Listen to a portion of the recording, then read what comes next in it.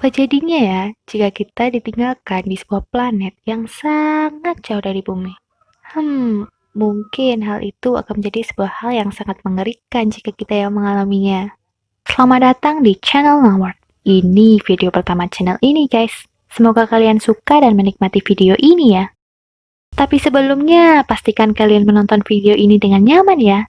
Jadinya nanti bisa fokus sama pembahasan yang aku berikan. Kali ini, aku akan membahas sebuah film yang berjudul The Martian. The Martian adalah sebuah film bergenre science fiction yang dirilis pada bulan Oktober 2015 dan diangkat dari sebuah novel karya Andy Weir dengan judul yang sama. Karena film ini menurutku banyak mengandung istilah yang mungkin asing di telinga kita, jadi sebelumnya aku sudah melakukan riset dan pencarian tentang istilah-istilah yang ada di film ini. Jadi semoga saja kalian bisa memahami pembahasan yang aku berikan ya. Oke, lanjut saja ke filmnya. Mark Watney is still alive. Pada scene awal film, kita akan dimanjakan dengan pemandangan yang menggambarkan bagaimana keadaan di planet Mars. Di scene-scene awal film, kita akan melihat sebuah bagian dari planet Mars yang bernama Acidalia Planitia. Acidalia Planitia sendiri ialah sebuah tempat yang benar-benar ada di planet Mars. Lokasinya berada di antara provinsi vulkanik Tharsis dan Arbia Terra di utara Valles Marineris. Lokasi ini menjadi titik pendaratan tim Ares 3 yang terlibat dalam film ini. Terlihat juga ada sebuah istilah asing yaitu Sol. Sol sendiri adalah hitungan hari dalam planet Mars. Jika di bumi sehari adalah 24 jam, maka di planet Mars satu Sol adalah 24 jam 37 menit. Pada saat itu, terlihat beberapa astronot yang sedang beraktivitas. Yang pasti mereka sedang melakukan hal yang menjadi bagian dari misi mereka. Di film ini, kita akan diperkenalkan dengan sebuah tim antariksa NASA yang ditugaskan dalam sebuah misi yang bernama Ares 3. Tim ini terdiri dari 6 orang anggota, yaitu Mark Watney, Komandan Melissa Lewis, Rick Martinez, Pat Johansson, Chris Beck, dan Alex Vogel. Mereka dijadwalkan akan meninggalkan planet Mars dan kembali ke bumi pada Sol 18.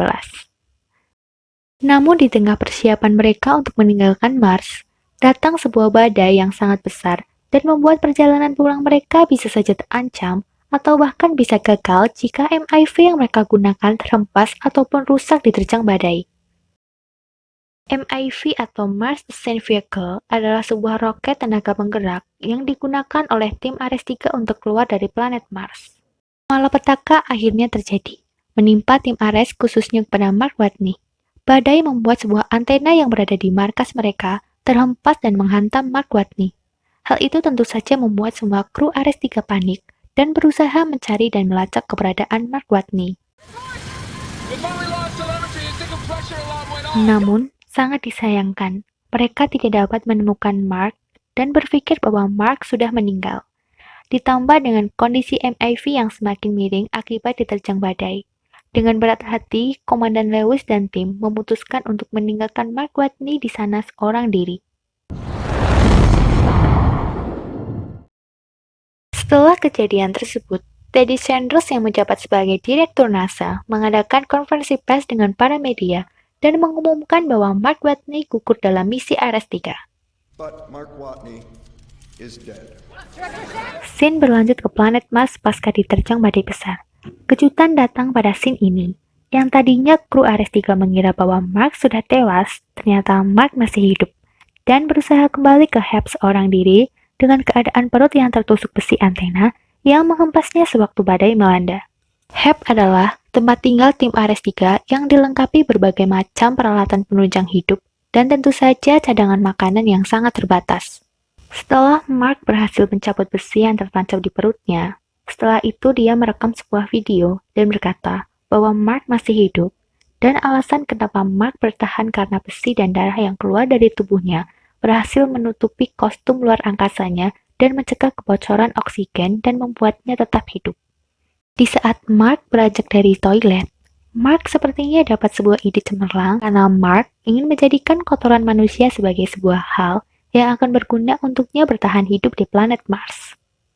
Dan siapa sangka, Mark berencana membuat sebuah tanaman yang dapat digunakan untuk bertahan hidup selama lebih dari 400 sol, karena persediaan yang ada hanya cukup untuk selama 300-400 sol. Dia pun memulai mengambil kotoran manusia, membersihkan panel surya, dan merubah markasnya menjadi lahan pertanian yang dapat digunakan untuk bercocok tanam. Wah, pintar juga ya. Berlanjut ke Sol 24 yang menunjukkan bagaimana proyek botani yang sedang dia kerjakan sudah hampir selesai. Tidak lupa, Mark mengambil tanah di luar markas dan mulai meracik kotoran manusia menjadi pupuk organik. Mark mulai menanam kentang yang sudah disiapkan. Pada Sol 36, Mark mulai gelisah dan harus berpikir keras tentang air yang dibutuhkan untuk membuat kentangnya bisa hidup. Kemudian, dia berpikir untuk membuat air dengan cara mencampur hidrogen dan oksigen, lalu membakarnya dan mencampurkan hidrazin yang ada di dalam MDIV dengan iridium katalis yang akan terpecah menjadi dua, yaitu N2 dan H2. Karena nggak ada bahan yang bisa Mark gunakan untuk dijadiin sumbu api, akhirnya Mark mengambil patung salib milik Martinez buat dijadiin sumbu api. Percobaan pertama dilakukan dan boom! Meledak. Dia mencoba untuk kedua kalinya dan akhirnya apinya stabil dan gak ada lagi ledakan. Misi sukses. Akhirnya, pada Sol 44, percobaan yang Mark lakukan berhasil, menghasilkan embun air, jadi Mark gak perlu repot-repot buat nyiramin tanamannya. Gak berselang berapa lama, pada Sol 54, akhirnya Mark melihat ujung tanaman kentang miliknya berhasil tumbuh. Hal itu sangat mengesankan karena bercocok tanam di Mars adalah hal yang mustahil dilakukan. Tetapi dengan kecerdasan yang dimiliki Mark, hal itu bisa ia lakukan. Scene beralih ke bumi, di mana Teddy selaku direktur NASA sedang memimpin acara penghormatan terakhir untuk Mark Watney yang mereka kira sudah meninggal. Nggak taunya, Mark sedang nanam kentang di Mars. Scene berlanjut ke sebuah tempat bernama Johnson Space Center milik NASA yang berada di Houston, Texas. Kita diperkenalkan dengan tokoh baru yaitu Vincent Kapoor selaku direktur misi yang ada di Mars. Vincent meminta kepada Teddy agar pada misi selanjutnya yaitu Ares 5 atau 6 kru yang ditugaskan ke planet Mars bisa mengambil jasad Mark. Titik terang mengenai kondisi Mark di Mars mulai terkuak dengan ditemukannya bukti oleh seorang operator komunikasi NASA yang bernama Mindy Park bahwa ada perubahan yang aneh di sekitar markas tim Ares-3 sewaktu di planet Mars. Ada perbedaan antara Sol 18 dengan Sol 54. Rover, yaitu kendaraan luar angkasa yang digunakan tim Ares-3 di Mars, berpindah posisi juga kondisi panel surya yang sudah bersih. Tadinya kan pasti ditutup debu badai atau partikel-partikel lainnya, namun sekarang sudah bersih. Akhirnya Mindy menelpon para petinggi NASA untuk mengecek hal ini. Vincent Kapoor akhirnya datang bersama petinggi NASA yang lainnya, yaitu Teddy Sanders dan Annie Montrose. Vincent berasumsi bahwa Mark yang sepertinya menggunakan rover tersebut dan membersihkan panel surya. Namun, dengan egoisnya, Teddy tidak ingin hal ini diketahui oleh para kru Ares-3. Teddy akhirnya memberitahu kepada media bahwa Mark berkemungkinan besar masih hidup dan menepis dugaan bahwa dia telah tewas pada misi Ares-3. Kembali ke kehidupan Mark di Mars. Mark berpikir keras bagaimana caranya agar dia bisa berada di titik pendaratan misi Ares 4 yang berada di kawah Schiaparelli, yang jauhnya bukan main, yaitu 3.200 km. Tapi masalahnya, rover yang digunakan Mark untuk berpergian tidak akan punya daya yang cukup untuk menempuh jarak 3.200 km. Juga persediaan yang tidak akan cukup selama di perjalanan karena keterbatasan space yang ada di dalam rover. Juga kondisi Mark yang merasa sangat kedinginan saat keluar pada malam hari. Akhirnya dia memutuskan untuk mencari bangkai RTG terlebih dahulu yang berfungsi sebagai penghangat saat berada di dalam rover. Cara kerja RTG yaitu dengan memancarkan radiasi yang dapat menghancurkan sel-sel dan syaraf manusia. Namun, RTG ini sudah memiliki lapisan protektif seperti plastik emas yang sebelumnya membungkus RTG, sehingga hanya energi hangat yang akan dirasakan oleh Mark. Beralih ke markas NASA, di mana Vincent Kapoor memberitahu kepada media bahwa bukan hanya asumsi semata, tetapi memang benar Mark Watney masih hidup di dalam Mars hingga saat ini.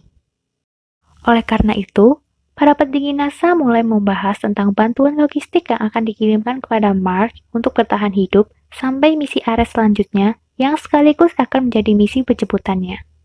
Mereka akhirnya menghubungi seseorang yang bisa membantu mengirimkan bantuan logistik ke Mars, yaitu Bruce Enke. Dia seorang direktur Jet Propulsion Laboratory atau disingkat JPL.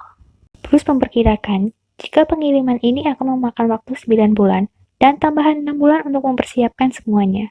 Teddy mendesak Bruce dan timnya untuk mempersiapkan dalam 3 bulan, dan hal itu disanggupi oleh Bruce. Di sisi lain, Mitch Henderson yang menjadi direktur Hermes Spacecraft menginginkan untuk segera memberitahu kru misi Ares-3 bahwa saat ini Mark masih hidup. Hermes Spacecraft adalah sebuah pesawat raksasa yang membawa para astronot ke planet Mars dari jarak 280 juta mil.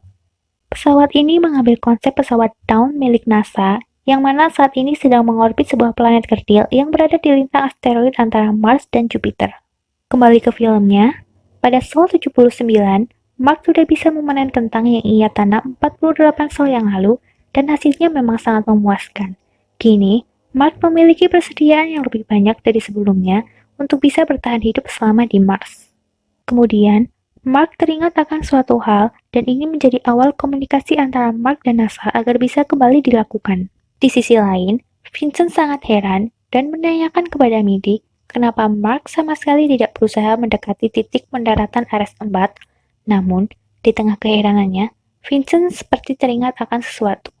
Iya, benar saja, Vincent mengetahui apa tujuan sebenarnya dari Mark. I know where he's going. I need to get on an airplane. Pada Sol 94, akhirnya Mark sampai di sebuah tempat, dan Mark menemukan sebuah alat yang berfungsi untuk menangkap gambar dari kamera yang ada di planet Mars dan bisa langsung dikirimkan ke bumi. Alat itu bernama Pathfinder. Vincent yang menyadari bahwa Mark berusaha mencari Pathfinder, langsung saja pergi ke kantor JPL tempat di mana Pathfinder dibuat. Sampailah Mark di HALP dengan temuan berharganya yaitu Pathfinder. Pada Sol 109 ini, Mark berusaha untuk menghidupkan alat ini menggunakan tenaga yang ada di HALP dan menghubungkannya ke Pathfinder. Benar saja, alat ini akhirnya berfungsi dan Pathfinder yang berada di kantor JPL tempat Vincent saat ini menerima sebuah sinyal telemetri yang berasal dari Pathfinder Mark setelah komunikasi yang berjalan dengan lancar, walaupun sekali pengirim komunikasi bisa memakan waktu sampai 32 menit.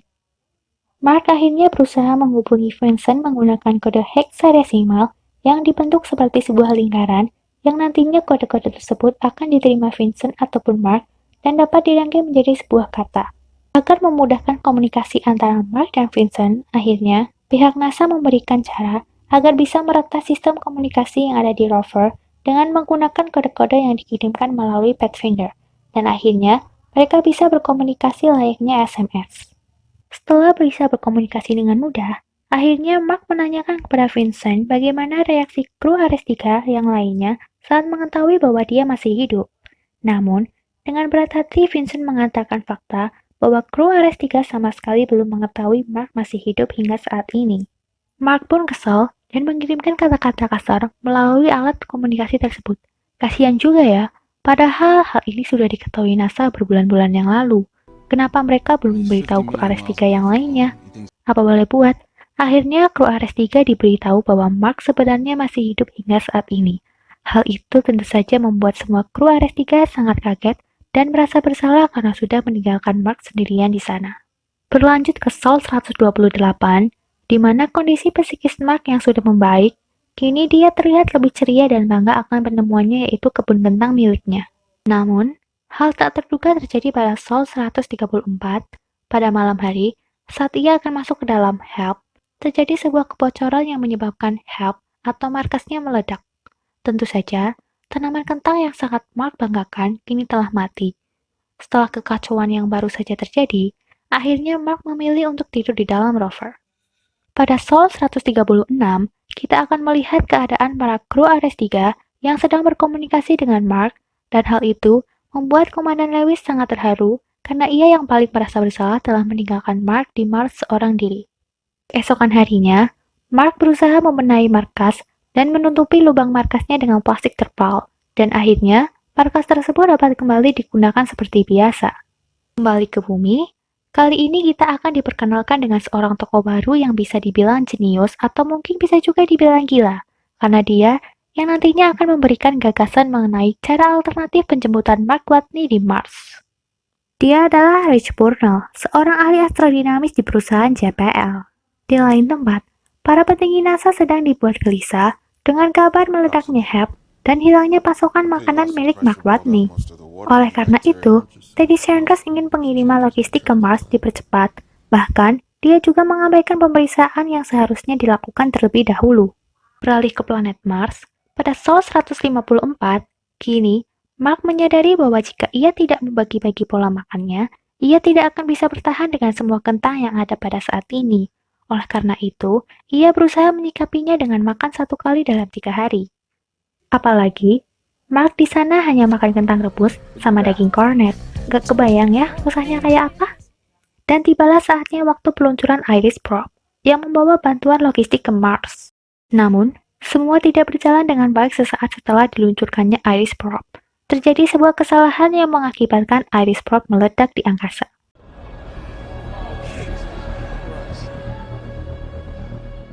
Tentu saja, hal ini karena tidak adanya pemeriksaan terlebih dahulu sebelum proses peluncuran. Dan lagi-lagi, Teddy berulah nih guys, karena mengabaikan proses pemeriksaan.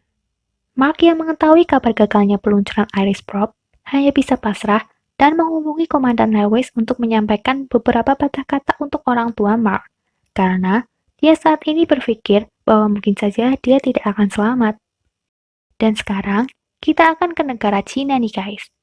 China National Space Administration atau disingkat CNSA mengetahui bahwa saat ini NASA sebenarnya membutuhkan bantuan dari CNSA. Mereka memiliki tenaga pendorong Taiyang-sen yang mampu mencapai orbit Mars dan mereka memutuskan untuk membantu NASA dalam misi kali ini.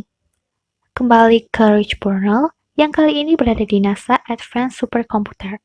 Ia berhasil melakukan perhitungan akurat mengenai ide gilanya itu, dan langsung bergegas ke kantor NASA untuk mempresentasikan idenya itu. Ia menamainya dengan Project Elrond. Ia menyarankan agar Hermes milik NASA mempercepat gerakannya pada saat mendekati bumi dan mengitarinya, lalu memanfaatkan gravitasi bumi untuk kembali menuju ke Mars. Di saat Hermes mengitari bumi, CNSA secara bersamaan akan mengirimkan suplai Taiyang-sen yang akan ditangkap oleh Hermes. Setelah mengitari bumi, Hermes akan langsung menuju ke planet Mars.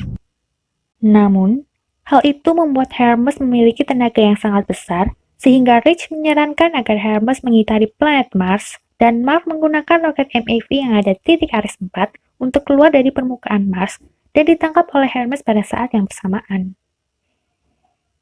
Namun ide ini ditolak oleh Teddy, karena bisa mengancam keselamatan kelima kru Ares 3 yang saat ini berada di Hermes Spacecraft.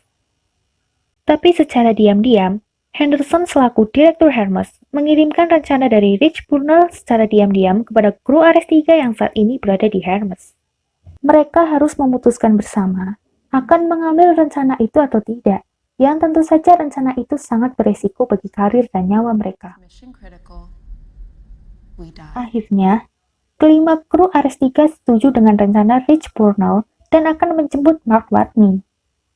Berlanjut pada Sol 219, Mark mengetahui rencana penjemputannya menggunakan MAV untuk Ares 4 yang sekarang sudah berada di kawah Schiaparelli. Dia harus terbang ke orbit planet Mars dan nantinya akan ditangkap oleh Hermes. Mark harus memikirkan cara agar dia bisa sampai ke MAV yang berada di kawah Schiaparelli yang jaraknya 3.200 km. Dia harus memodifikasi rovernya agar bisa bertahan dalam perjalanan menuju kawah Schiaparelli. Berlanjut ke misi peluncuran probe oleh CNSA menggunakan Taiyang-sen. Berkat bantuan Taiyang-sen milik CNSA, probe tersebut berhasil diluncurkan dengan baik dan Hermes berhasil menerima probe yang dikirimkan dari bumi. 7 bulan setelahnya, kita akan melihat bagaimana kondisi Mark yang sangat berbeda dari sebelumnya. Di tubuhnya banyak terdapat luka merah dan tubuhnya yang menjadi lebih kurus dari sebelumnya. Juga wajah Mark yakini ditumbuhi jenggot dan rambut yang panjang. Tentu saja ini penampilan yang sangat berbeda karena sebelumnya Mark terlihat sangat sehat dan bugar. Namun, Mark harus menuju ke kawah Schiaparelli di tengah kondisinya saat ini. Ia harus menyiapkan segala peralatan yang mendukung perjalanannya ke kawah Schiaparelli. Menurutku, Mark memang benar-benar manusia yang sangat luar biasa dan pantang menyerah.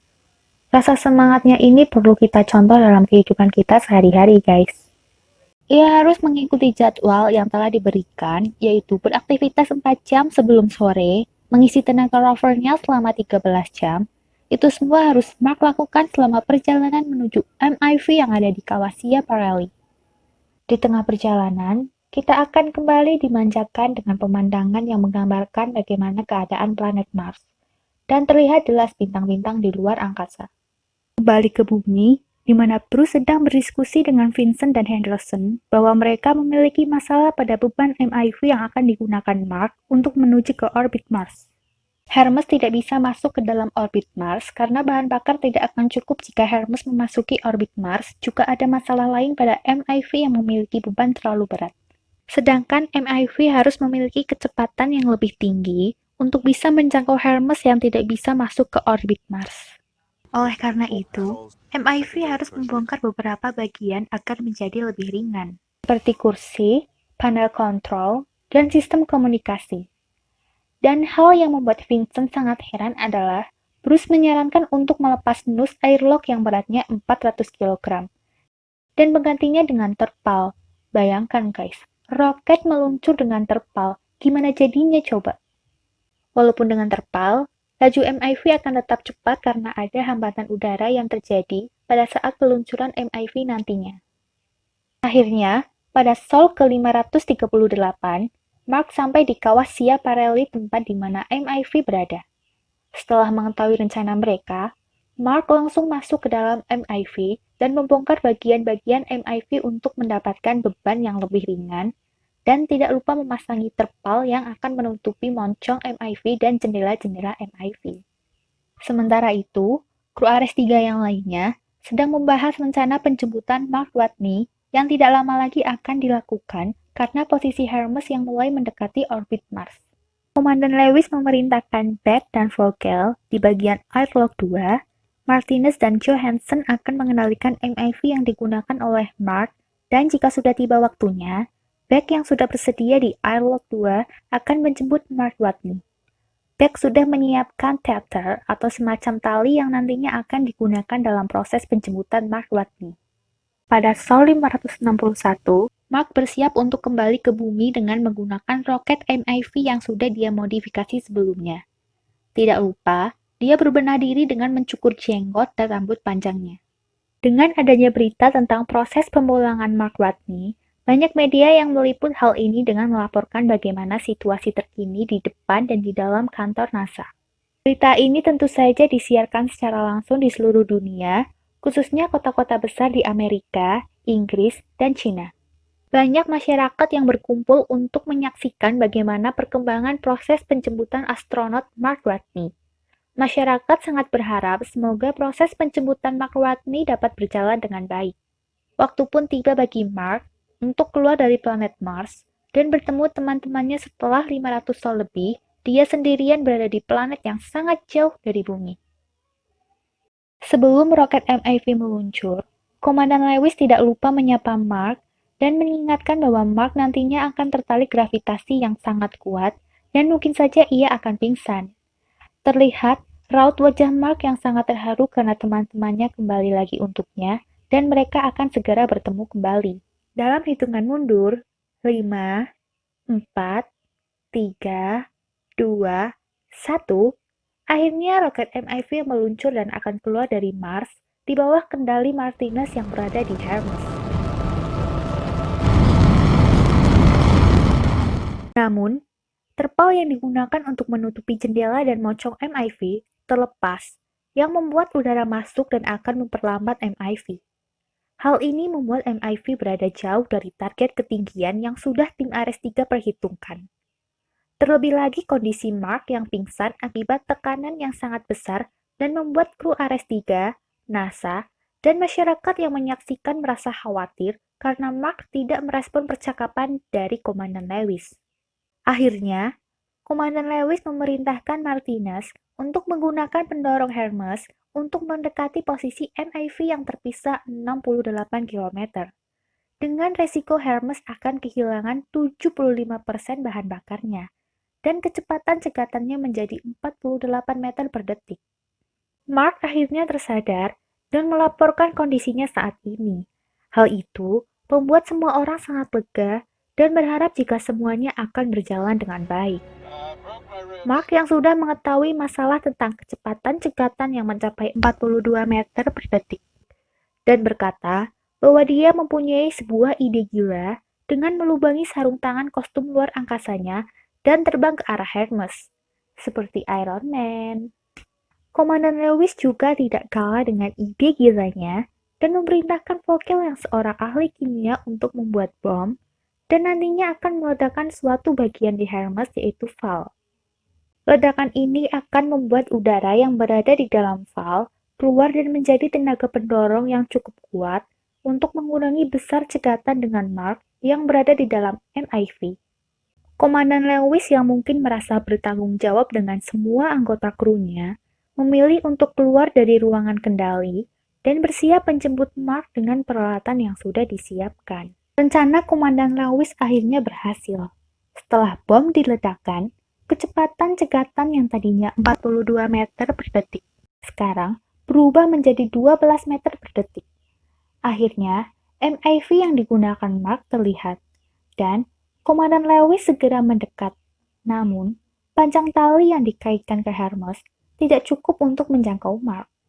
Mark melakukan ide gilanya dengan melubangi sarung tangan kostumnya dan berusaha mengendalikan udara yang keluar. Layaknya Iron Man, akhirnya Mark bisa terbang mendekati Komandan Lewis dan meraih tali yang mengaitkan Komandan Lewis, dan akhirnya ditangkap dengan baik oleh Komandan Lewis. Scan ini menurutku sangat menegangkan, karena kita nggak tahu apa yang akan terjadi dengan Mark, apakah bisa ditangkap oleh Komandan Lewis, atau Mark akan melayang di angkasa selama-lamanya. Beck menarik keduanya ke dalam Hermes dengan selamat, dan misi penjemputan Mark Watney akhirnya berhasil. Komandan Lewis mengumumkan bahwa Mark telah berhasil dijemput dengan selamat.